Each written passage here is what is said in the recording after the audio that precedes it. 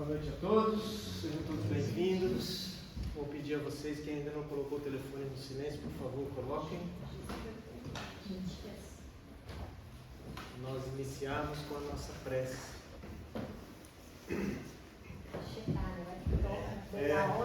Vai tocar, né? Eu sempre checo o meu também, porque quem fala é o que, né? O pato. Então vamos todos fechando os nossos olhos, elevando o nosso pensamento até Deus nosso Pai, até Jesus nosso Mestre. Primeiramente agradecendo a Ele a presença dos Espíritos amigos, trabalhadores da nossa casa, aqui conosco. Agradecendo também a oportunidade de podermos ter escolhido estar aqui nesta noite. Com a greve do metrô lá fora, com tantos problemas no transporte, aqui nós estamos. Escolhemos estar aqui neste ambiente para buscar um pouco mais sobre a doutrina espírita, sobre o Evangelho de Jesus, sobre os ensinamentos do alto para as nossas vidas. Que Jesus abençoe o nosso esforço, abençoe a todos nós nesta noite, trazendo para nós aquilo que nós realmente necessitamos em nossas vidas. Aquilo que vai mais no nosso íntimo, aquele problema que nós estamos passando, as dores físicas, ou as dores morais que nós estamos sentindo, que Ele, médico dos médicos, possa nos atender nesta noite, aliviando, trazendo a paz e espírito, trazendo esperança para todos nós. Rogamos ainda que Ele abençoe não só nós que aqui já estamos, mas também aqueles que estão a caminho deste lugar, aqueles que hoje terão curso mediúnico online, todos aqueles frequentadores da nossa casa, que o Senhor possa abençoá-los onde quer que estejam.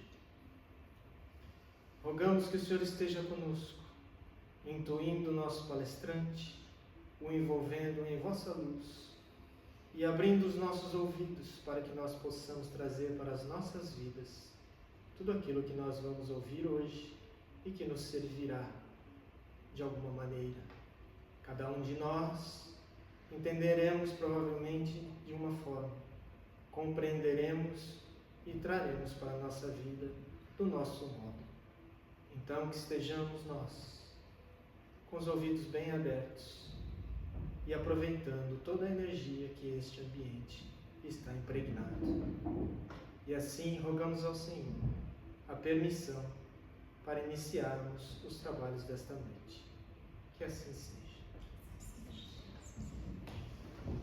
Muito bem, hoje nós temos o grande prazer de ter aqui conosco Dan Assisi ou Assisi? Assisi. Dan Assisi. Tem aqui uma pequena introdução dele, para que vocês saibam um pouco mais sobre ele, mas depois ele vai falar por si próprio. Pode pular. É rapidinho. O Dan é autor premiado e palestrante internacionalmente celebrado, que já proferiu centenas de palestras e conferências sobre espiritualidade em mais de 60 cidades em 4 continentes. Dan é doutorado em educação e tem um doutorado em educação, e um mestrado em administração pública pela Universidade do Sul da Califórnia. Ele vive em San Diego com sua esposa Nicole e 2 filhos. Conhecido por combinar pensamento profundo com humor espirituoso, Dan adota uma abordagem única à espiritualidade que está fundamentada na razão. Dan é membro fundador do The Spiritist Institute e da California Spiritist Association. Ele também apresenta o podcast Spiritist Conversations. Seu livro, que é este aqui, tem mais ali se vocês quiserem depois, A Caminho de Damasco, ou Nossa Estrada de Damasco, ou Our Road to Damascus. Só tem em inglês por enquanto, não é isso? Está sendo traduzido para português. Recebeu este livro, ganhou o National Indie Excellence Award e o Illumination Book Awards Silver Medal. Ele também foi apresentado na série de vídeos Togetherness, um documentário interreligioso sobre diversidade religiosa e espiritualidade. Dan, seja muito bem-vindo à nossa casa, que nós possamos envolvê-lo nas nossas melhores vibrações. Fique à vontade. Muito obrigado, amigos. Olá, tudo bem? Muito obrigado por conseguirem chegar hoje aqui, nos agraciarem com a sua presença. Estou muito contente de estar com vocês. Eu sempre falo para as pessoas que o Espiritismo me deu um presente, 2 presentes na verdade. Um deles eu já esperava, que era uma maneira diferente de ver a vida. Era o que eu queria. E sem dúvida nenhuma me tornou uma pessoa um pouquinho menos chata do que eu era antes. O segundo presente eu nunca esperei. E foi as pessoas que eu conheci através do Espiritismo, que eu nunca conheceria se eu não tivesse a oportunidade de estar com grupos diferentes. Então, dessa maneira, eu fico muito contente de estar aqui com vocês, porque eu considero que vocês são parte desse segundo presente. Muito obrigado por estarem aqui, porque isso nos levanta a alma um pouco, naqueles momentos que todos nós temos, quando a gente não está se sentindo tão feliz com a vida. E é legal a gente pensar lá da Califórnia, onde eu moro, que tem gente do outro lado, a metade do lado do mundo, né, tentando fazer aquilo que eu também estou tentando fazer, que é ser um pouquinho melhor hoje do que eu fui ontem e amanhã um pouquinho melhor. Então, muito obrigado e parabéns pelo esforço que vocês fazem há 27 anos nesse grupo, né? Eu nem era nascido ainda. Mas muito legal isso, essa oportunidade, esse momento assim. E o nosso bate-papo hoje, se vocês toparem, pelas próximas 4h30, não? O pessoal assustou. Mais ou menos 40 minutos, 45 minutos, eu gostaria muito de conversar sobre a estrada de Damasco, ou seja, a transformação que Paulo teve nessa história fascinante que muitos de nós conhecemos, que é parte da cultura cristã, onde teoricamente Paulo se converte, vamos falar um pouquinho sobre isso, né? Saulo se converte a Paulo, e é uma história muito interessante em si só, mas eu acho que também ela tem profundo simbolismo para a nossa vida. Eu sempre fui muito interessado em saber como as pessoas mudam, o que ajuda elas a mudarem, porque do ponto de vista egocêntrico, eu quero saber.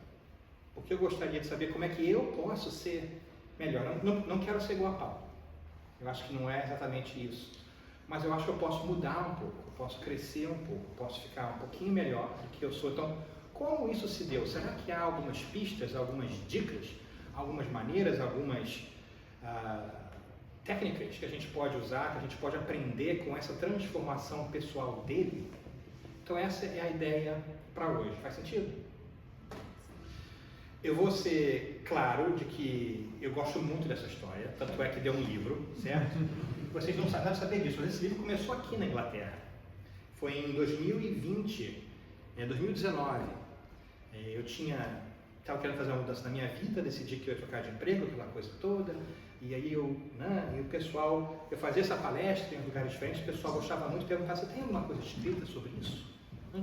Aí depois de umas 3 ou 4 perguntas assim, eu entendi que tinha alguma coisa aí, uma mensagenzinha, tipo assim, né? Vamos, escreve uma coisinha aí. Então o que eu fiz? Eu falei, vou escrever um artigo. Um artigo legal, vai dar umas 10 páginas, ótimo, né? Aí eu sentei numa steakhouse perto de Leicester Square. Um bom dia, comecei a escrever. Aí, de repente, quando eu olhei assim, tinha 20 páginas. Eu falei, isso não vai ser um artigo, isso vai ser um capítulo de alguma coisa assim. E aí o bicho foi, né? E deu nisso. Então, eu gosto muito do tópico, vou tentar não me entusiasmar demais, né? Mas a ideia aqui é simples. Tem muito nessa história de Paulo que eu acho simbólico para a gente. Não dá para descobrir tudo. Se você estiver interessado, pega o livro. Aí você pode ajudar. E tem outros livros, não precisa ser só esse livro, mas eu acho legal a gente se degladiar com essa ideia da transformação de Paulo, porque traz para a gente alguns insights, algumas ideias que eu acho fascinantes, me ajudaram muito. Então, se vocês tiverem paciência, a nossa ideia é falar um pouquinho sobre 7 coisas que eu peguei e pensei, né? Estão no livro também, que me falaram ao coração. Pode ser? E depois, se eu não me empolgar muito, quem sabe a gente pode interagir também disso quando eu falo pra caramba. E aí aí eu vou tentar aqui, tem meu reloginho aqui, ver se eu consigo, né? Tudo bem? Então vamos lá. Dante, só para você saber, 1 hora, pode ficar à vontade. Obrigado. Tá bom? Cuidado. Dá para interagir? Cuidado. Uma hora passa um pouco mais. Né? Cuidado. Né? Então, vamos lá. Nossa estrada de Damasco. Na verdade, a gente já deve ter ouvido essa história, a gente vai contar um pouquinho. É um momento onde essa figura histórica, Saulo, está indo perseguir adeptos do cristianismo que estão em Damasco, e ele pega essa estrada que vai de Jerusalém a Damasco, e aí ele tem uma transformação, ele tem uma visão de Jesus, e se transforma, e passa a ser um grande proponente do cristianismo moderno. Né? Mas a gente fala isso porque a maioria de nós conhece Paulo como essa grande figura mitológica quase. Né? Se a gente olhar bem para Paulo, a gente vai ver, por exemplo, que ele é conhecido como o apóstolo dos gentios, ou seja, o mensageiro para todos aqueles que não eram hebreus naquela época. Então ele fala para o mundo fora de Jerusalém, fora do mundo hebraico. Ele também, de certa maneira, é a razão pela qual nós hoje conhecemos o cristianismo. Não sei se a gente sabe disso, mas as cópias mais jovens ou mais antigas que nós temos da Bíblia cristã, do Novo Testamento, elas vieram do grego, de edições gregas. E para que elas fossem escritas em gregas, elas saíram do mundo hebraico e chegaram em outros mundos. E foi Paulo que levou essa mensagem para o mundo fora. Então, muito do cristianismo que a gente conhece hoje em dia, da Bíblia, do Novo Testamento, é porque Paulo saiu daquele meio hebraico e, falando com os outros lugares, as pessoas se interessaram, começaram a escrever, e essas fontes aqui conseguiram sobreviver até hoje, e daí foi traduzindo, etc. e tal. Né? Então é muito interessante isso. É muito interessante também que a gente nem percebe, mas no Novo Testamento tem 27 livros diferentes. Tem o Velho Testamento, tem o Novo Testamento, certo? O Velho Testamento são vários livros da tradição judaica, e o Novo Testamento são os livros que a gente se importa mais, que é Jesus e o que aconteceu depois dele. Juntos são a Bíblia. O Novo Testamento é composto de 27 livros diferentes. 13 desses livros são cartas de Paulo, atribuídas a Paulo. Há divergências, se foi ele que escreveu, mas são atribuídas a ele. Então veja a ideia. Metade, basicamente, do Novo Testamento tem o sabor, ou gostaria de ter o sabor de Paulo, por isso se chama cartas paulinas. Né? Então é muita coisa que a gente tem hoje por causa de Paulo. Né? Eu acho isso fascinante. Na verdade, se você perceber bem aí, Paulo andou pelo mundo conhecido daquela época, a pé, não tinha nem Uber, nem avião ainda, gente. Nem cruzeiro. Né? Então, por que ele andou tudo isso? Por causa disso é que a gente teve essa possibilidade de conhecer as palavras do Cristo, de certa maneira, como nós conhecemos hoje. Porque ao fazer isso, ao levar essa mensagem para fora, ela foi escrita, foi passada adiante, etc. Então você pode ver aí que ele viajou mais do que qualquer frequent traveler aí do mundo hoje em dia. Né? Era a pé mesmo, né? Até eventualmente seu desencarne em Roma. Ele viajou o mundo todo conhecido. Mas por que eu falo isso? Porque a gente tem essa ideia grandiosa de Paulo. Na verdade, a gente tem aqui St. Paul's Cathedral, né? A gente tem a cidade de São Paulo, no Brasil. Onde a gente quer que a gente olhe, tem Paulo no mundo. Mas a gente se esquece de que antes dele ser Paulo, ele foi Saulo. A gente vê o produto pronto e parece inatingível. Mas ele não era Paulo, ele foi Saulo antes. E quem era Saulo? Isso eu acho muito interessante. Saulo era um jovem muito inteligente, muito dedicado às leis mosaicas e ao ensinamento judaico daquela época. Cresceu em Tarso, falava várias línguas, era muito inteligente, ele se dedicava muito às leis divinas como ele conhecia, a tal ponto que chegou a ser até, eventualmente, parte do Sinédrio, que é como se fosse o grupo catedrático maior da lei judaica daquela época. Muito jovem ainda, era difícil você achar uma pessoa mais, assim, digamos assim, realizada em termos de judaísmo naquela época do que Saulo. Então, Saulo era um defensor ferrenho do judaísmo, né, das leis de Moisés, e quando começou a crescer o cristianismo, ele começou então a ser um dos que ia lá procurar desmascarar esse pessoal novo que estavam levando as pessoas para ideias erradas, fora da lei divina, certo?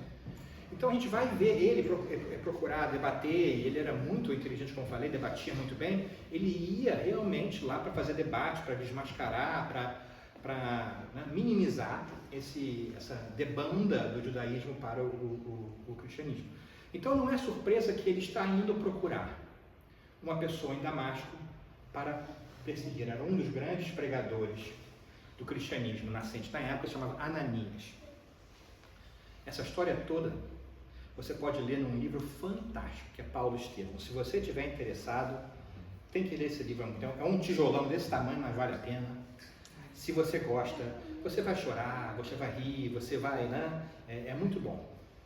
Eu vou ficar muito nessa história, não, mas é bom a gente fazer um contexto para a gente saber do que a gente está falando, certo? Se você quer essa história, vai ler esse livro. Ele é realmente impressionante. Não precisa, mas se quiser, tá aí. Né? Talvez seja um dos maiores livros espíritas jamais publicados, na minha opinião, um dos top 3. Bom, Saulo, então, era um grande defensor do pensamento judaico. É por isso, então, que ele estava indo para Damasco. Mas tem mais. Tem mais, porque também tem coisas do coração envolvidas aí. Saulo conheceu, um pouco mais cedo, uma jovem linda e muito dedicada, muito inteligente, chamada Abigail. Se apaixonou por Abigail, e Abigail também falou a sua alma, e juntos eles eram muito felizes. Então ele estava planejando a vida dele toda com Abigail. Em verdade, Abigail era também muito dedicada às coisas da fé, desde pequena. Ela tinha sido separada da sua família e procurava a sua família de volta. Fazia tempo, Saulo também o ajudava, e eles faziam planos para que vivessem juntos, né? Uma vida saudável, bonita, tudo aquilo que você acha de bom e perfeito.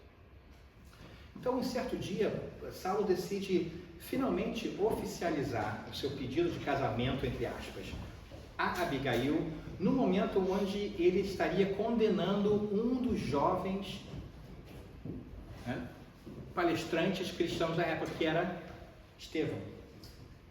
E nesse momento onde Estevão está sendo punido pelo crime de ir contra as leis, está sendo apedrejado e vai morrer apedrejado por causa dessa punição de Paulo, Estevão e Abigail se reconhecem e percebem que são irmãos de nascença, que foram separados. Então imagina aí o problema. Né? O irmão da mulher com quem ele planeja se casar é um dos grandes defensores da cristandade, morre apedrejado, perdoa Saulo naquele momento onde ele está morrendo, coisa incrível, até assim arrepio aqui na coisa. Se eu tivesse cabelo aqui em cima, arrepiava aqui também. Mesmo assim arrepio, não entendo, deve ser pelo espírito. Mas, então, naquele momento também houve uma grande dúvida para Saulo, porque ele era um membro do Sinédrio, ele não poderia então estar associado com alguém que era irmão de um cristão. Ele decide romper o noivado. Né? Grande dor da vida dele. Eventualmente, claro, ela também fica muito machucada porque não entende. Eventualmente, ela também fica doente, se desenvolve numa doença que acaba levando ela à morte. E ele vai se reconciliar com ela antes da morte. Aceitou ela de volta, percebeu que ele não precisava, ele poderia manter o relacionamento mesmo assim, vai até ela, chega lá e descobre que ela já faleceu. E, pior ainda, gente, parece uma novela da Globo. Antes de falecer, antes de desencarnar, ela havia se convertido ao cristianismo, por ter achado as mensagens tão lindas. E quem foi que foi conversar com ela e que ajudou ela em melhor entender as mensagens do Cristo? Ananias, aquele outro palestrante que estava em Damasco.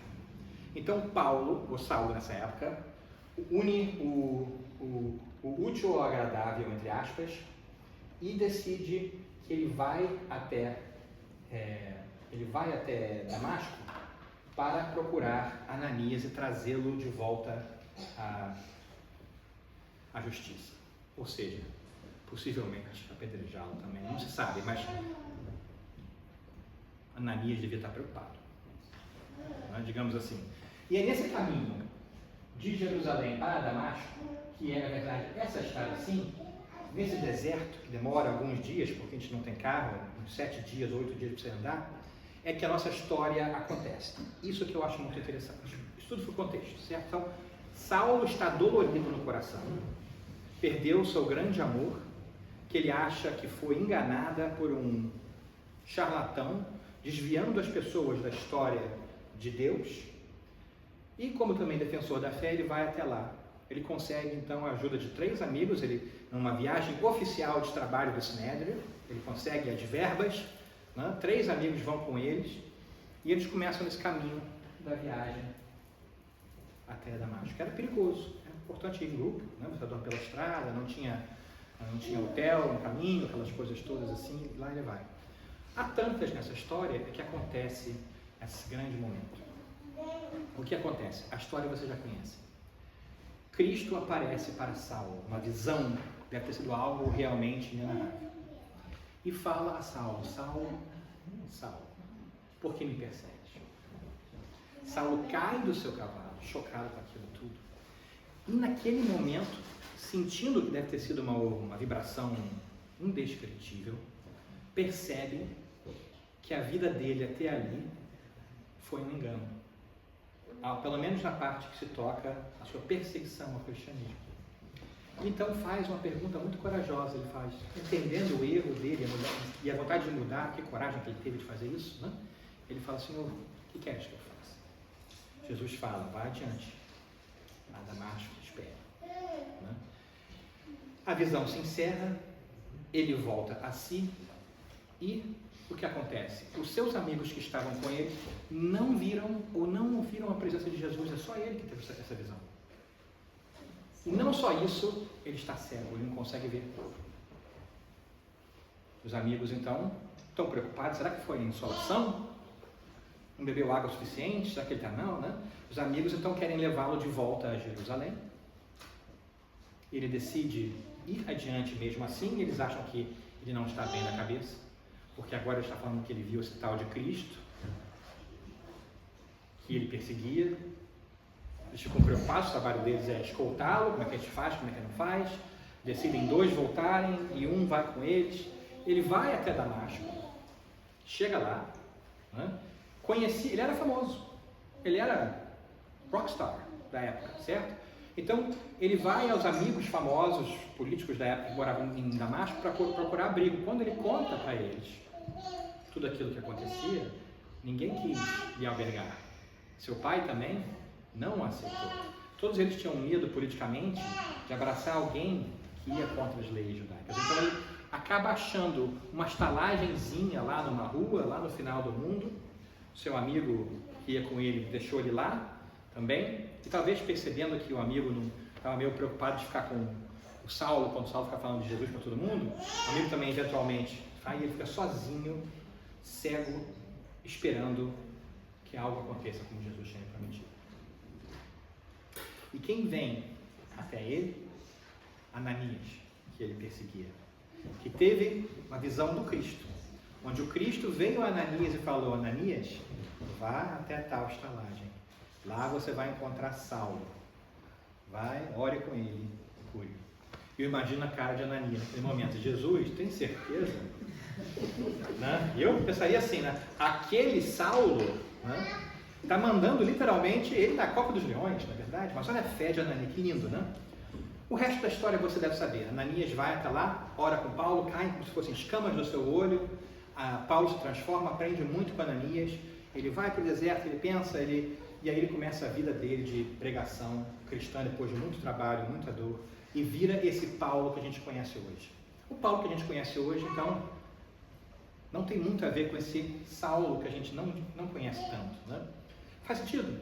Então, depois de falar tanto assim, quais são esses 7 simbolismos que eu acho que pode se aplicar à nossa vida se a gente prestar atenção, né?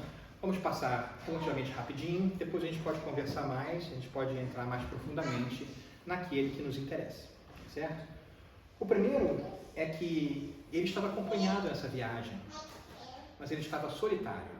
O que eu digo com isso? Era ele, Saulo, no seu cavalo, com outros amigos, outros cavalos, outros mantimentos.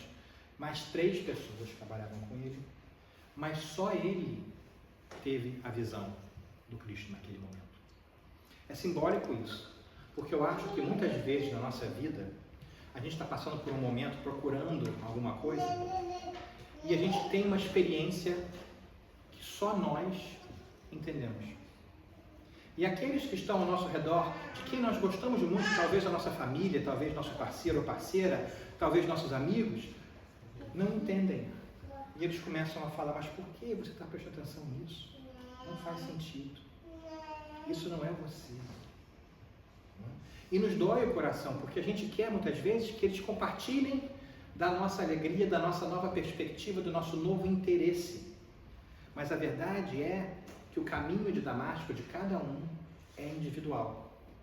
Então, parte do nosso desenvolvimento espiritual, do nosso crescimento espiritual, é entender que cada um está na sua estrada diferente.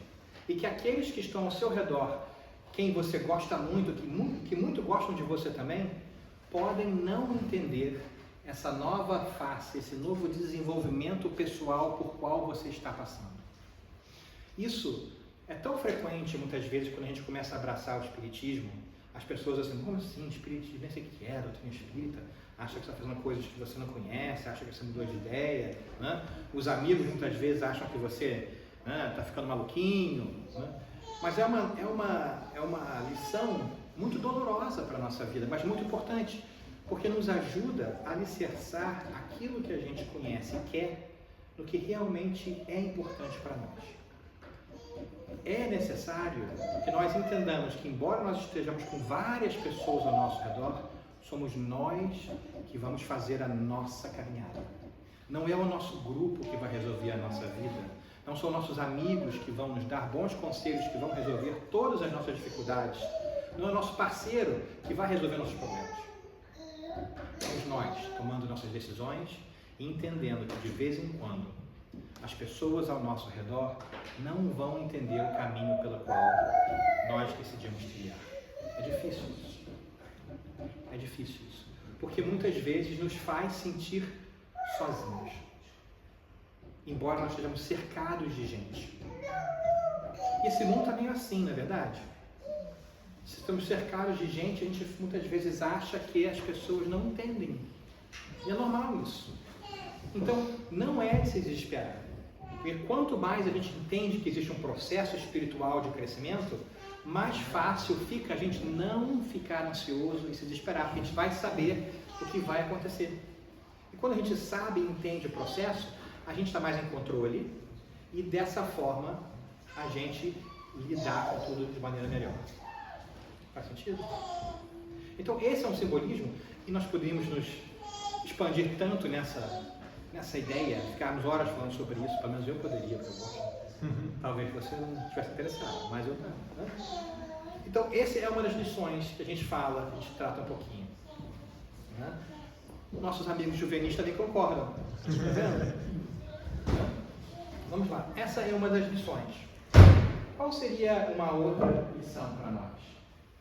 Esse encontro desequilibrador que Saulo tem com Jesus. Olha que interessante. Jesus aparece com Saulo, para Saulo. O que acontece? Ele cai do cavalo. É uma coisa assim, é simbólico isso. Jesus aparece e é um momento onde desequilibra Saulo. E eu me pergunto se não tem também uma lição aí para nós, que estamos geralmente esperando que a espiritualidade venha para a nossa vida no melhor momento, de maneira mais sutil. Tipo assim, a gente abre a janela de manhã, entra aquele raio de sol bonito, os passarinhos cantam e vem Jesus majestadamente e fala: "Oh, meu amor, vamos mudar?" Né? Que maravilha que isso acontecesse. Mas eu acho que no nosso nível, grande parte da nossa mudança vem através dos desafios que nós encontramos. É a vida que nos dá uma proverbial paulada de vez em quando, que nos força a cair do cavalo para entender que é necessário mudar. De repente, é aquele emprego no qual nós dependíamos que nós perdemos, ou a morte de um ente querido, é o fim de um relacionamento difícil ou bom, Tem tantas coisas que você pode perceber aí, mas eu acho que todos nós já passaram por situações muito difíceis na nossa vida, que ao olharmos para trás, conseguimos perceber que foi bom para nós. Mas mesmo assim, nós ainda esperamos que a nossa transformação espiritual seja algo só prazeroso e fácil. Embora nós tenhamos prova em nossas vidas que muito daquilo que nós aprendemos foi através de momentos difíceis. Então não faz surpresa para nós entender que nós estamos num mundo difícil. Nós sabemos disso, nós pedimos para reencarnar nesse momento. Tinha fila, hein? Não pode vir todo mundo junto. Não? Então nós viemos nesse momento de dificuldade porque é assim que a gente cresce. São esses momentos de dor, de tristeza, de dúvida no mundo que nos faz realmente refletir sobre o que nós queremos, quem nós somos, o que é melhor para nós. E nos dá a oportunidade de ação. Então, os desafios do ponto de vista espiritual, quando a gente põe o nosso óculos espiritual, muitas vezes eu falo e brinco que o espiritismo é como se fosse óculos. Quando a gente põe, a gente vê as coisas melhores, né? Assim, até para ver direito. Né? Quando a gente põe nossos óculos espirituais e percebe que as dificuldades da vida são, na verdade, grandes momentos de aprendizado e que nós encarnamos ou reencarnamos para passar por momentos onde nós levaríamos à prova aquilo que nós aprendemos, a gente começa a entender que nós estamos no local certo. Graças a Deus. Se a sua vida não tem problema, é possível que você seja o problema. Certo? Espero que você tenha aprendido a lidar bem com o problema, isso é ótimo. Mas dificuldades, elas existem para que nós cresçamos. Então, uma pergunta que fica é, quando você encontra um desafio, o que você pode aprender desse momento difícil? O que Deus, a espiritualidade, o universo está lhe ensinando ou lhe dando a oportunidade de aprender naquele momento? É interessante isso. A gente pensa só com os olhos do corpo, a gente acha que dificuldade é coisa ruim. Não estou dizendo, gente, por favor, para você ir procurar dificuldade, tá? Tem gente que procura dificuldade, certo? Não, mas assim, entenda que é parte natural do nosso processo reencarnatório de viver nesse mundo e da nossa espiritualidade maior. Faz sentido? Não é algo novo. É uma boa lembrança para nós que estamos estudando isso tudo. Não é verdade? E que mais? Bom, uma terceira simbologia que a gente pode tirar disso tudo aí é essa pergunta corajosa que Saulo fez. Naquele momento que Jesus vem e fala para ele assim, Saulo, Saulo, por que me persegues? Ele cai do cavalo, doeu. Cai do cavalo dói, já cair do cavalo dói, posso dizer, viu? Cai de verdade. Né? E figurativamente também dói. Quando Jesus fala por que me persegues, e Saulo percebe que ele estava fazendo de repente algo que não era o melhor, ele poderia ter tido várias respostas diferentes. Se fosse eu, de repente faria assim, peraí Jesus, veja bem, não é bem assim. Entenda, eu não te conhecia, eu não sabia quem você era, eu sinto muito, mas os outros faziam isso, eu também. Né? Várias razões por qual Saulo poderia tentar tirar o seu da reta, falando, não, ele não deu desculpa. Ele não arranjou subterfúgios, ele não culpou outra pessoa. Ele percebeu e falou, o que queres que eu faça? Nossa, que coragem. Que coragem de olhar no espelho, perceber que as coisas precisavam mudar e falar assim, o que eu posso fazer? Porque além disso, essa pergunta também nos diz que ele entende que ele não sabe o que fazer. Certo? Ele entende, eu não sei como proceder, eu não sei como resolver esse problema. Ele teve a humildade espiritual de entender que o que ele estava fazendo não era tão bom e que ele não sabia como proceder. Então ele pediu auxílio para Jesus, que é o símbolo da espiritualidade maior. Eu me pergunto se na nossa vida a gente também faz isso. Será que nós estamos nos perguntando o que nós devemos fazer e ouvindo da espiritualidade maior, porque nós também precisamos entender que muitas vezes o mundo aí fora está doente. O mundo aí fora não tem respostas para os problemas do mundo. Não faz sentido que nós ouçamos um mundo que está doente. Não faz sentido que a gente vai seguir conselho de um mundo que não está bem. Os valores do mundo atual não vão nos deixar felizes a longo prazo. Então, a sociedade não sabe o que fazer.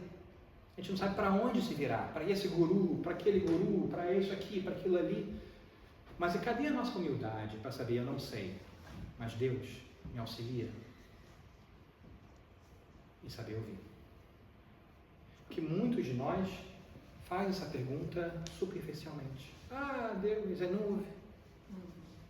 Mas que beleza que nós podemos hoje, dentro do nosso conhecimento espiritual, ter tanto acesso à informação boa do nosso ponto de vista. Nós temos estudo mediúnico, nós temos livros, né, que foram psicografados, nós temos tanta sabedoria que nos foi passada, que é maravilhoso. Nós podemos ouvir. Nós podemos ter essa coragem de fazer essa pergunta quando a gente não sabe o que fazer e ouvir. Eu acho isso uma lição muito bela também, que Saulo nos dá nessa caminhada de transformação por qual ele passa. E a quarta, mais uma lição que eu acho interessante, é essa cegueira temporária. Depois que ele encontra Jesus, e Jesus então desaparece, ele volta à sua realidade, mas ele está cego, ele não consegue ver temporariamente. E eu falo, nossa, que belo simbolismo com a nossa vida. Quando a gente encontra esse mundo maior da espiritualidade, quando a gente consegue entender, ou está começando a entender que nós somos espíritos imortais, que a gente quer se transformar, fica difícil a gente voltar para o mundo onde a gente vivia e fazia as coisas da mesma maneira. A gente tem dificuldade. Como se a gente não soubesse mais o que é para cima, o que é para baixo, como é que eu faço, como é que eu lido com o meu trabalho, como é que eu não lido com o meu trabalho, deixo o meu trabalho, não deixo o meu trabalho, deixo o meu não. A gente fica perdido, porque os valores espirituais começam a entrar na nossa cabeça um pouquinho, modificar o nosso coração, e a gente não vê mais as coisas como a gente via antes, então a gente não sabe o que fazer, a gente fica desatinado. Curiosamente, a pandemia do Covid fez isso um pouco com a gente. Fez uma mudança social grande, rápida, vocês se lembram? Quase todos aqui se lembram. Né? Naquele momento, muitas pessoas começaram a se perguntar, meu Deus do céu, o que eu faço da minha vida? Será que eu devo voltar para o meu trabalho? Será que eu devo voltar para o meu relacionamento? Minha família está longe, não está perto, o que é importante, meu trabalho, minha família, é ganhar dinheiro, é estar perto daqueles que eu amo. Todas essas questões existenciais foram suscitadas de tal maneira que levou a gente a se perguntar o que a gente devia fazer da agora em diante, como sociedade e como indivíduo. Eu não quero mais trabalhar 10 horas por dia, eu quero passar tempo com a minha família, não quero ir para o escritório, eu trabalho 5 vezes por semana, eu quero 4 se eu puder. Toda essa mudança simbólica veio desse momento, esse trauma, essa caída de cavalo conjunta que se chamou Covid. Então, essa cegueira temporária, essa desilusão, esse desencanto, essa confusão é normal nesse processo. Se você está se sentindo confuso na vida, com o mundo, não se desespere. Pode ser que, ao refletir sobre aquilo que é importante para você, você veja que não faz mais muita razão do jeito que as coisas funcionam aí fora. Isso é normal. Você não precisa saber onde é que você vai fazer. Porque Jesus não veio para Paulo e falou assim, Paulo, vai até Damasco, espera que eu vou te mandar Ananias. E depois você vai ser um grande pregador do cristianismo e sua vida será muito bem executada e muito feliz. Não, ele falou, vá até Damasco, espere. Certo? Então, esse momento de confusão por qual nós passamos, ele é temporário. Esse momento de cegueira global que nós temos é temporário. Vai passar. Agora, a má notícia é que pode ser que não passe muito rápido. Mas vamos ser sinceros aqui, né? Papo entre amigos, essa transição planetária, esse momento de mudança vai demorar mais um pouquinho, pelo que os bons espíritos dizem. Mas a gente entende que é parte de um processo que se aplica ao todo e também se aplica a nós individualmente. Então, se você se encontra desatinado, triste, confuso, saiba que você não está sozinho e que essa é a parte da transformação. É necessário que você cogite, você questione os valores do mundo, porque existem outros valores no seu coração que estão surgindo. Certo? Nós não queremos ficar nesse momento para sempre, mas ele é parte natural do momento de desconstrução.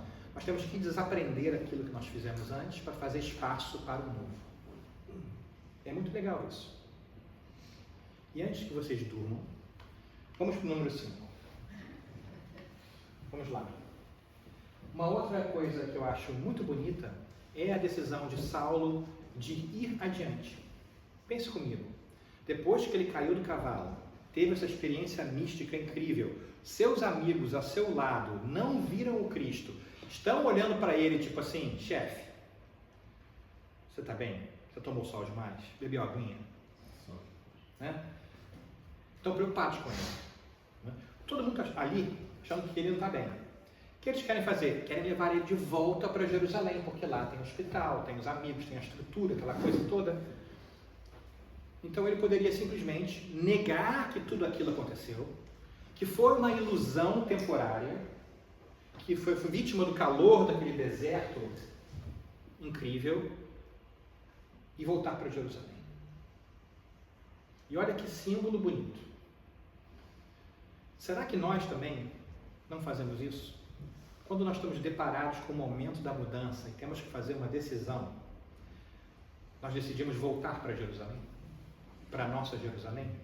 Para aquilo que já é conhecido, aquilo que já é confortável, aquilo que nós já estamos acostumados? É o momento de decidir muitas vezes entre ir a Damasco, adiante, mesmo cego, ou voltar a Jerusalém para ver se a gente acha o conforto da vida. Não é julgamento, gente, tá bom? É simplesmente uma análise de um possível simbolismo. Você pode aceitar ou não, mas eu acho interessante, porque eu me pergunto se muitas vezes a gente não volta para Jerusalém e aí a gente é exposto por situações parecidas de novo, para que nós tomemos uma nova decisão. Então, se você se encontra muitas vezes passando o mesmo tipo de dificuldade na sua vida, de repente merece uma análise se você está voltando para a sua Jerusalém ao invés de ir adiante para a sua nova Damasco. Faz sentido? A vida é bondosa sim, ela traz para a gente aqueles desafios várias vezes para que a gente consiga crescer. E muitas vezes a gente não está preparado para fazer aquela escolha ainda, ou decide que a gente não está preparado. Mas se a gente não fizer aquela escolha, não vai ser para sempre. Nós vamos ter outra oportunidade, mas é possível que nós tenhamos um outro desafio, talvez até maior, como se o destino estivesse batendo na sua porta de novo e falou, olha eu aqui de novo, para você fazer aquela escolha de novo, e vamos ver se você escolhe algo que vai te deixar mais feliz. Então essa decisão de ir adiante é muito difícil. Porque, de certa forma, é deixar para trás aquilo que a gente já conhece, para abraçar aquilo que a gente não conhece. Muitas vezes, a gente quer pegar o novo, aí a gente solta o velho. Mas não é assim que funciona. Muitas vezes, não dá para fazer isso. A gente tem que deixar o que a gente tem para fazer espaço no nosso coração, nas nossas mentes, para que o novo venha depois. É tão difícil isso, porque é tão melhor você segurar isso aqui e até você... Né? Oh, ok, agora solta. Né? Mas a vida muitas vezes requer esse pulo. E que coragem de Saulo fazer isso, não é verdade? Esse é o 5º exemplo. Prometo que estamos quase terminando. E o 6º? O 6º é algo que não é tão pedrada. Até agora, dificuldade pra caramba, não é verdade? O 6º é o auxílio inesperado. Quando ele entra naquela estalagem e fica sozinho por 1 ou 2 dias, cego, à mercê de todas as pessoas, esperando que as palavras que o Cristo proferiu para ele no caminho de Damasco realmente se realizassem, é possível que naquele momento ele estivesse até se perguntando se ele realmente está na coisa certa, que é normal, não é verdade? Quem é que vem auxiliá-lo? Ananias. Aquele que ele perseguia. por conduzir outras pessoas ao cristianismo e que tinha convertido, entre aspas, a cabeça de Saulo, porque ninguém converte ninguém, certo? Ninguém se converte, também é a sua pergunta. Teria convencido a Abigail a virar cristã. Então, tudo aquilo que ele detestava, simbolicamente falando, antes dele ter o encontro com Cristo, estava personificado em Ananias. E quem vem ajudá-lo? Ananias. Nossa Senhora. Nossa, que lição, hein? Que simbolismo também para nossas vidas. Muitas vezes aquilo que a gente mais detesta, que a gente menos gosta, que a gente mais teme, é aquilo que vai nos ajudar ao máximo. Nossa, que difícil. De vez em quando é a distância dos familiares que vai nos ensinar a andarmos com nossas próprias pernas. De vez em quando é a falta daquele carinho de alguém que a gente gosta muito que vai nos ensinar a alicerçar nossos sentimentos na nossa própria segurança emocional. Muitas vezes são essas dificuldades, como a gente falou, que vão nos ensinar a sermos uma versão melhor de nós mesmos. Mas a boa notícia aí é que ele vem sem a gente esperar. Existe sempre o auxílio divino para aqueles que estão no caminho da sua evolução. E olha que bonito. Para que Ananias chegasse lá, na estalagem, Cristo encontrou com Ananias quando Saulo já estava a caminho da estalagem, ou perto. Ou seja, o mundo espiritual já está planejando o nosso auxílio, aquele que nós merecemos, à medida que nós vamos caminhando. Eles já estão mandando como antecedência para lá. A sua vida, todas as dificuldades, é amparada por uma quantidade imensa de bons espíritos que te querem bem. Então, nesse momento de tristeza aí no mundo, é bom a gente se lembrar disso. É bom a gente pensar muito a respeito das coisas que nós estamos encarando, porque afinal de contas nós não estamos sozinhos. E isso é muito difícil a gente lembrar. Às vezes a gente realmente... olha aí, nosso computador mais uma vez não gostando de mim. Mas tudo bem, vai voltar. Nós temos fé. O auxílio inesperado aparecerá. Não é verdade? E se não aparecer também, tudo bem. Vamos ver aqui se de repente...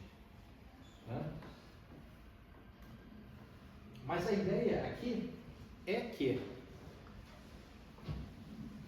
a gente entenda que existe o auxílio divino. É muito bonito isso. Tem tanto amor na nossa vida que muitas vezes a gente esquece. Por exemplo, você deixa de amar aquelas pessoas que não estão mais com você aqui nessa vida? Acho que todos nós, na idade que nós estamos, temos um parente, alguém amado que já partiu para o outro lado. E a gente sente uma falta muito grande, né, dessa pessoa, muitas vezes. Mas a gente se esquece de que assim como a gente não deixa de amar essa pessoa, esse espírito imortal, esse espírito imortal não deixa de amar a nós. Então, por que a gente se esquece disso? Por que a gente se esquece de que eles estão nos amando? Obrigado, Marcos. Se não voltar, tudo bem. Né? E digo mais, você se lembra daquele pequeno ensinamento chamado reencarnação que nós aprendemos no Espiritismo? Quantas vidas você acha que você já teve antes? Eu já fiz o cálculo uma vez, não tem cálculo certo, mas eu calculei que se a gente segue essa onda do corpo do Homo sapiens, que é a versão mais nova do nosso corpo físico, 300 mil anos atrás, dava em média 3 mil encarnações. Cada 100 anos, dando um desconto, tudo bem conservador, certo? Porque a gente vivia muito menos do que... A gente não vive 100 anos. Né? Aí eu calculo assim, quantas mães, pais, filhos, irmãos, parceiros, amigos, colegas você teve nessas 3 mil encarnações? Vai, corta pela metade, diz que foram 500 encarnações, tá? Tá bom? Só pra gente... Porque é difícil acreditar de vez em quando, né? E a gente sabe que muitas vezes a gente volta com o mesmo número de pessoas juntos, então a gente não está conhecendo pessoa nova o tempo todo. Então, corta isso pela metade, 250. Estamos dando desconto atrás de desconto, atrás de desconto, atrás de desconto, certo? E vamos dizer então que nem todo mundo encarna ao mesmo tempo. Corta pela metade de novo, 125. Diz 100 arredondar, porque a nossa matemática é muito mais fácil quando o número é redondo. Né? Ninguém aqui achou que ia ter matemática hoje, certo? 100 encarnações.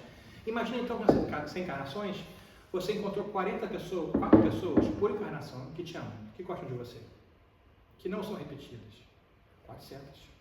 Imagina, 400 pessoas no mundo espiritual, hoje, nesse momento, que tiveram contato contigo e que te amam, te apoiam de uma maneira impressionante. Não esquece disso. Mas quando se sente sozinho, na estrada, parece que não. Mas o amor que existe no mundo por você é incrível. Você não pode esquecer. O auxílio está sempre ali. A gente é que não presta atenção. Tá? E para ir em direção ao nosso finalzinho aqui, para a gente bater um papo, de repente, qual é o 7º simbolismo? Acho que o 7º símbolo aqui que nós temos é Damasco. Essa própria Damasco. Né? Porque pensa bem, quando Saulo saiu de Jerusalém, ele estava esperando chegar numa Damasco diferente da Damasco a qual ele chegou. O que eu digo com isso? A cidade ainda é a mesma, mas a sua experiência, as suas expectativas são bem diferentes, como Saulo e como Paulo. Certo? Saulo é o pré e o Paulo é o pós. Certo? Ele decide mudar de nome como simbolismo desse nascimento novo espiritual. Saulo significa o maior e Paulo significa o menor. Certo? Então ele tem essa transformação simbólica até de nome para que ele possa melhor entender o que está acontecendo. A Damasco que ele pretendia chegar era uma que o receberia com todas as pompas, todas as circunstâncias, seria agraciado com a companhia dos mais chiques e as elites do momento, perseguiria, capturaria e possivelmente aniquilaria Ananias, sairia vitorioso do ponto de vista com o qual ele começou aquela viagem. Mas a Damasco onde ele chegou era mesmo Damasco, com as mesmas pessoas. Mas ele não foi bem quisto ou recebido. Não tinha nem dinheiro para ficar além de alguns dias numa estalagem. Teve que esperar aquela pessoa que ele detestava vir ajudar ele, transformou a sua vida para melhor. Então eu me pergunto se muitas vezes nosso objetivo na vida muda. Se mudar, não tem problema. Se mudar, não tem problema. Porque as coisas mudam, os nossos desejos mudam. Então, de certa maneira, é natural também que os nossos objetivos mudem. Nós estamos reavaliando a nossa vida para ter certeza do que aquilo que a gente está trabalhando para conseguir, para realizar, ainda é aquilo que é melhor para nós? Porque é natural que os nossos objetivos mudem com o tempo. É necessário que a gente entenda e faça novos planos. Se você não quer ir mais para Damasco, vá para outro lugar. Mas é importante que você esteja ciente de onde você está indo. E se pergunte também se de repente aquilo que você quer não vai te trazer ganhos outros com que você não pensava. Faz sentido? Muitas vezes a gente procura um objetivo, quando a gente consegue conquistar aquele objetivo, a gente percebe que na verdade aquele objetivo ele nos traz outros benefícios do que a gente pensava. Ou então aqueles benefícios iniciais não são mais aquilo que a gente queria. Você compra de repente aquele carro novo, aquela casa nova, que maravilha, que alegria, que festa, poxa, muito bom. Depois de um tempo, porque já não é mais novo, não é mais aquilo, então talvez não sejam os objetivos que vão te deixar feliz, aqueles. De repente não é a casa, não é a vida, não é o dinheiro, mas são outras coisas, e é necessário então que você descubra qual é a minha Damasco. Então há várias coisas para a gente pensar aí, nesse caminho que todos nós estamos entretendo para chegar àquilo que nós achamos que nós devíamos fazer. Paulo, o exemplo de Paulo é um que é muito interessante. Muitas vezes a gente pensa assim, Daniel, mas esse exemplo, ele é bíblico, ele tem 2000 anos atrás, de um cara que andava de sandália no deserto, né? Hoje em dia, eu moro em Londres, eu ando de tube quando ele não está de greve, eu tenho Nike Air, que tem coisinha, que não tem mais sandália, eu tenho telefone celular, isso é outro mundo, outra coisa. É outro mundo e outra coisa. Mas os desejos do ser humano não mudaram. Nós queremos ser felizes, nós queremos prosperar, nós queremos ser amados, nós queremos fazer coisas boas, nós queremos estar contentes. Isso não muda de cultura para cultura. Como isso se manifesta, muda. Mas o que nós procuramos não muda. Então, essa história de Saulo, de Paulo, eu acho que ainda é muito atual. Se você quiser, nós poderíamos traduzi-la para o mundo moderno. Imagina que Saulo está numa viagem de negócios e, no meio da sua viagem de avião, da classe executiva, ele tem uma visão de Cristo. Ele volta daquilo ali, os amigos ao seu redor acham que ele teve um ataque epilético, então falam para ele, vamos parar o avião, vamos voltar. Ele fala, não, a gente tem que ir adiante. Ele não entende nada, mas daí ele decide eventualmente largar seu emprego, mudar de cidade, deixar tudo para trás. Ele era bem famoso, era um diretor de uma grande empresa multinacional, porque ele procuraria ser feliz. E dedicou o resto da sua vida a uma charity que não lhe pagava muito. Adaptação livre, certo? Mas faz sentido? Existem tantas mudanças assim acontecendo no mundo. É CEO que vira chefe, é mãe de família que decide ser empreendedora, é empreendedora que decide ficar mãe de família. Tem tanta mudança acontecendo no mundo, por que não a sua mudança também? Você não precisa mudar o mundo como Paulo mudou. Não é possível para todos nós. E nem devemos botar essa pressão em nós mesmos, certo? Vamos concordar? Não? Mas é interessante que, ao pensar no mundo espiritual, Jesus tem uma dica interessante para nós. Olha só, ele fala no Evangelho de João: eu sou a ressurreição e a vida. Quem crê em mim, ainda que esteja morto, viverá. E todo aquele que vive e crê em mim, nunca morrerá. Como eu interpreto isso? Eu sou a ressurreição e a vida, ou seja, o conhecimento espiritual da espiritualidade maior é a ressurreição e a vida.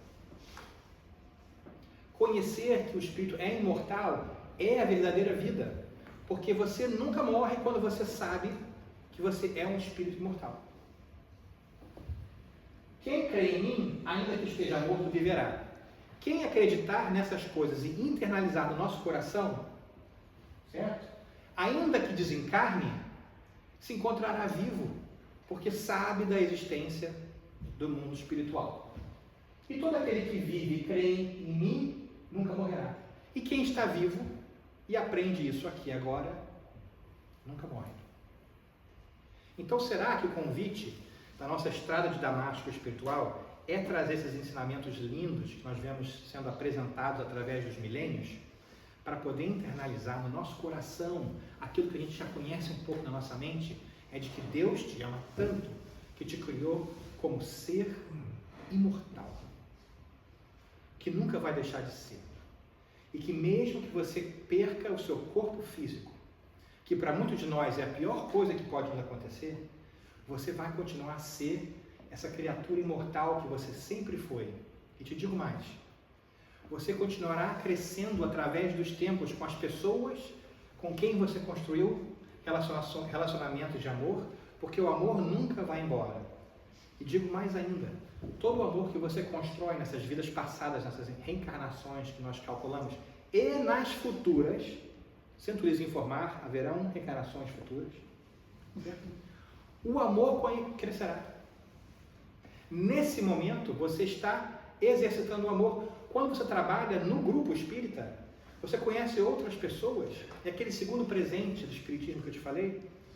É possível que existam pessoas aqui que já se conheciam em vidas passadas, mas também é muito possível, muito provável, de que existem pessoas aqui que não se conheciam em vidas passadas e agora passaram a se conhecer e vão ficar amigos para todo sempre. Que lindo isso! Dá para entender? Quando a gente consegue deixar isso entrar no nosso coração, a gente vê esses desafios do mundo moderno como difíceis, sem dúvida nenhuma, mas bem resolvíveis. Porque Deus, que é infinita bondade e sabedoria, nunca vai nos dar um problema, o qual nós não conseguimos solucionar. Porque se Deus nos der um problema que nós não conseguimos solucionar, Deus é mau. Eu não faço isso com meus filhos. É que Deus faz isso comigo. Logo, todo problema tem solução. Pode ser que a solução não seja aquela que a gente queira, mas solução tem. E para terminar, te digo outra coisa. Você é profissional de morte. Você já morreu centenas, milhares de vezes. Você só não se lembra. Você é a prova de balas, espiritualmente falando. Certo? O seu corpo vai embora, assim como a gente troca de roupa. Mas quem você é, não. Então eu acho isso interessante, porque trazendo esse amor para o nosso coração, a gente pode ver aonde nós estamos nessa jornada paulina. Será que nós estamos ainda no caminho, antes da gente encontrar aquele chamado espiritual que vai mudar a nossa vida? Ou depois? Não é competição. Cada um está na sua própria jornada, certo? Será que a gente vai entender que mesmo quando nós estivermos em grupo, nós vamos nos sentir um pouco solitários, porque cabe a nós tomar a decisão das nossas vidas? Nós não podemos terceirizar isso para outros, para decidir o que a gente vai fazer? Será que a gente já entendeu também que as dificuldades da vida vêm para nos ensinar que esses encontros desequilibradores são para o nosso bem? Será que a gente compreende que é necessário que no meio dessa dificuldade a gente tenha a coragem de fazer uma pergunta difícil, que é: o que eu posso e devo aprender desse momento? E como Deus e a espiritualidade podem me auxiliar? E aí nós vamos ter que fazer aquela grande decisão complicada, depois de passar por aquela cegueira e confusão que é parte do processo, se a gente vai voltar para ser aquilo que a gente era antes, ou se nós vamos adiante, mesmo confusos, mesmo sem saber onde isso pode nos levar, mesmo sem conseguir saber qual é o futuro da nossa vida, qual é a nossa missão, né? Tem tanta gente que pergunta, né? Você vai perguntar: qual é a minha missão? Eu quero saber o que eu vim fazer nessa vida. E se a sua missão for descobrir qual é a sua missão? Né? Não se preocupe tanto em que é a sua missão. Faça coisas boas e você vai caminhando e vai descobrindo. Senão você não anda. E à medida que a gente anda, nós vamos ter o auxílio da espiritualidade. Pode ser esperado, pode ser inesperado, mas ele vai vir. Será que a gente reconhece esse auxílio? Será que ele já está aqui e a gente não percebeu porque ele está disfarçado em algo que a gente não gosta? Que beleza isso que Paulo nos deixa. E não se esqueça que a sua Damasco há de ser conquistada, mas que tudo bem se você decidir mudar de direção e ir para outro lugar. O importante é que você esteja ciente daquilo que você procura. E já que você sabe que é um espírito imortal, amado por Deus em todas as condições, criando uma rede de amor que só aumenta com o passar do tempo, quem sabe essa grande família universal que nós falamos sempre, não é verdade? O que te previne de ir adiante? Paulo nos falou, e eu acho apto, né? Se Deus é por nós, quem será contra? Então não nos deixemos ser contra nós mesmos e atrasarmos a nossa felicidade maior por não agirmos no bem. E eu espero que hoje e sempre a sua vida seja repleta de luz, repleta de sabedoria, repleta de oportunidades difíceis. Nossa, que amigo de onça, hein? Né? Mas amigo espírito é assim: que você consiga superar todas as suas dificuldades. Né? É o melhor presente que você pode dar. Se precisar, estou aqui, viu? Tipo de coisa assim. Né? Não é assim: espero que não tenha problema nenhum. Isso aí não é realidade. Eu espero que você passe por todas as dificuldades como você sempre passou em todas as suas centenas e milhares de vidas anteriores, que o trouxeram para esse momento aqui e agora, onde você vai dar mais um passo fundamental e inesquecível para a sua felicidade, que há de ser eterna um dia. Mas tudo que isso faz vem através de mudança. E eu espero que essa ideia possa te ajudar a pensar em Paulo de maneira carinhosa, mas ver também em que parte do percurso você pode estar. Porque quando a gente sabe do percurso, fica mais fácil a gente não se desesperar ante as loucuras do mundo aí fora, que parece desgovernado, mas não está. Né? Sejamos nós, então, as forças da bondade, do amor, para poder transformar não só a nós mesmos, mas esse mundo aí fora. E deixo o Paulo com vocês e meu carinho sincero, tá bom? Tudo bem? Então a gente termina aí, certo?